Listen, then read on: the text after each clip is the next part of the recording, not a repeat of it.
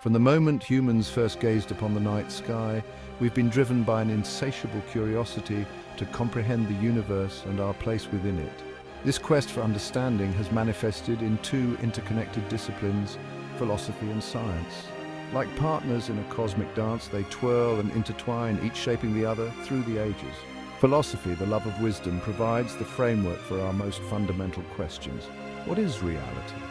How do we acquire knowledge? What is the nature of the universe? Science, on the other hand, offers a powerful toolkit for exploring these questions, employing observation, experimentation, and rigorous analysis to unravel the mysteries of the natural world.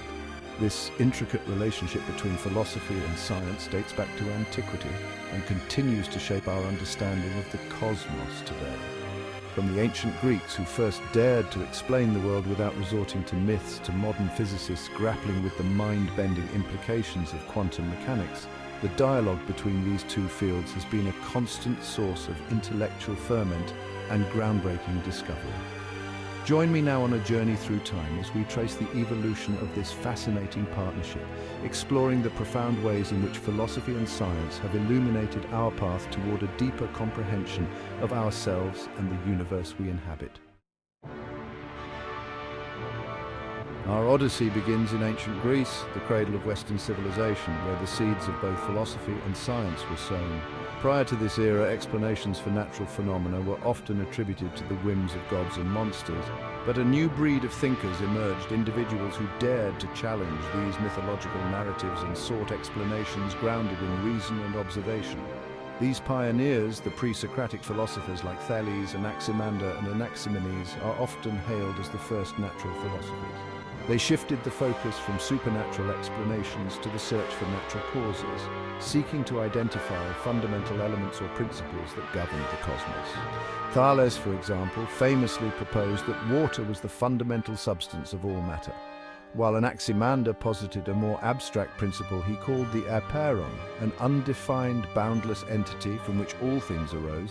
This marked a pivotal turning point in human thought, the transition from mythos to logos, from reliance on traditional narratives to a pursuit of understanding based on reason and empirical evidence. These early philosophers laid the groundwork for the scientific method by emphasizing the importance of observation and logical deduction in comprehending the natural world. Their ideas, though often speculative by today's standards, represented a bold departure from the past and paved the way for the development of more sophisticated philosophical and scientific frameworks in the centuries to come. As the philosophical torch was passed down through generations, two towering figures emerged in ancient Greece who would profoundly shape the trajectory of both philosophy and science: Plato and his student, Aristotle. Their ideas and debates have echoed through the corridors of time, influencing countless thinkers and shaping the very foundation of Western thought. While sharing a teacher-student bond, their approaches to understanding the world diverged, creating a dynamic tension that continues to resonate within intellectual discourse today. This divergence in thought laid the groundwork for a rich tapestry of philosophical inquiry that has persisted for millennia. Plato, known for his theory of forms, believed that the physical world we perceive with our senses is but a shadow of a higher realm of perfect, eternal forms. These forms, according to Plato, are the true reality, and our sensory experiences are mere reflections of this higher truth. Imagine a realm of ideal concepts, the forms, representing the true essence of things like beauty, justice, or even a chair. In this realm, every concept exists in its most perfect and unchanging form, untouched by the imperfections of the physical world. The physical objects we encounter are merely imperfect copies of these forms. They are transient and flawed, always striving but never quite reaching the perfection of their ideal counterparts. This perspective led Plato to emphasize abstract reasoning and contemplation as pathways to knowledge, as opposed to relying solely on sensory experience, which he viewed as inherently flawed and unreliable.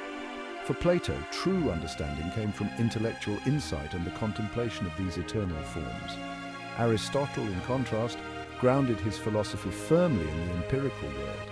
He believed that knowledge begins with sensory experience, and that we can only understand the world by studying it directly. He stressed the importance of careful observation and categorization of the natural world, believing that true understanding stemmed from examining the particulars of the physical realm. Aristotle's approach was methodical and systematic, laying the foundation for empirical research. His meticulous studies of biology, physics, and logic laid the groundwork for what we now call the scientific method, emphasizing the role of inductive reasoning, drawing general conclusions from specific observations. This method has become a cornerstone of modern scientific inquiry. Though their approaches differed, both Plato and Aristotle's contributions proved indispensable for the development of science. Their combined legacies have provided a dual framework that balances abstract theorizing with empirical investigation. Plato's emphasis on abstract reasoning provided a framework for formulating hypotheses and theories, while Aristotle's focus on empirical observation laid the groundwork for testing those theories against the evidence of the natural world. Together, they set the stage for a comprehensive approach to scientific inquiry that continues to guide us today. Section 4, Faith Seeking Understanding, Medieval Philosophy's Harmonious Blend of Reason and Revelation. As the Roman Empire crumbled and the lights of classical antiquity dimmed, Europe entered the Middle Ages, a period often stereotyped as a dark age of intellectual stagnation. However, this characterization overlooks the rich and dynamic intellectual activity that flourished during this time. This era witnessed a vibrant philosophical tradition that sought to reconcile the tenets of Christian faith with the legacy of Greek philosophy, particularly the works of Aristotle. Medieval scholars were deeply engaged in the task of integrating these two seemingly disparate streams of thought. This harmonization of reason and revelation reached its zenith with Thomas Aquinas, a Dominican friar and theologian whose Summa Theologica stands as a towering achievement of medieval thought. Aquinas' work was a monumental effort to create a comprehensive theological system that incorporated both faith and reason. Aquinas argued that faith and reason were not at odds, but rather complementary paths to understanding the divine. He posited that reason could lead to certain truths about God, while faith was necessary to grasp the mysteries beyond human comprehension. He believed that God's existence could be rationally demonstrated through philosophical arguments, while acknowledging that certain truths, such as the Trinity, could only be grasped through faith. This dual approach allowed for a more nuanced and profound understanding of the divine. Aquinas' embrace of Aristotelian philosophy had a profound impact on the development of science. By integrating Aristotle's methods, medieval scholars were able to apply logical reasoning and empirical observation to their studies.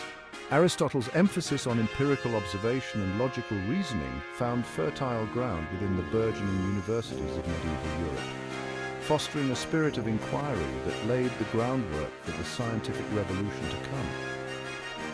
These institutions became centers of learning and innovation. Medieval philosophers, inspired by Aquinas' synthesis, explored a wide range of subjects, from cosmology and optics to medicine and natural history, making significant contributions to our understanding of the natural world. Their work was characterized by a rigorous and methodical approach to knowledge. Their work demonstrated that the pursuit of knowledge, whether through the lens of faith or reason, could coexist and even enrich one another. This harmonious blend of reason and revelation laid the foundation for future intellectual advancements and continues to inspire scholars today. Section 5. A new era of inquiry, the Renaissance and the rise of empiricism. As the medieval world gave way to the Renaissance, a profound shift occurred in the intellectual landscape of Europe. This period marked a departure from the rigid scholasticism of the Middle Ages and embraced a more human-centered approach to knowledge and learning. A renewed interest in classical learning, coupled with groundbreaking geographical discoveries and technological advancements, fueled a spirit of exploration and a thirst for knowledge that challenged long-held assumptions and ushered in a new era of scientific inquiry. The invention of the printing press played a crucial role in disseminating new ideas rapidly across the continent. At the forefront of this intellectual revolution stood figures like Francis Bacon and René Descartes, both of whom played pivotal roles in shaping the scientific method and emphasizing the importance of empirical evidence.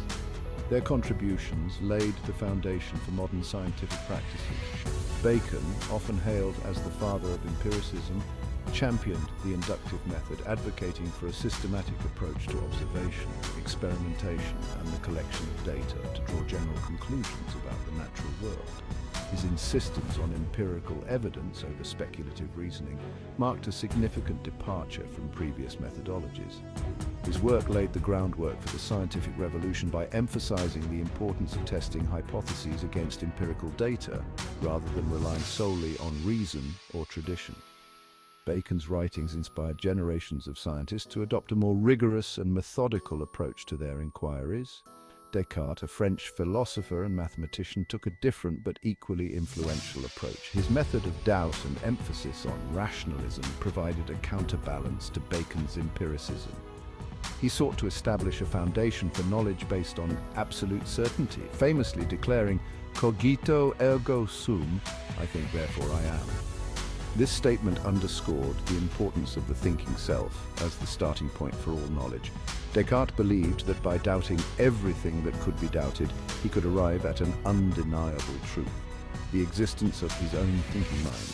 This radical skepticism was a powerful tool for questioning established beliefs and seeking new truths.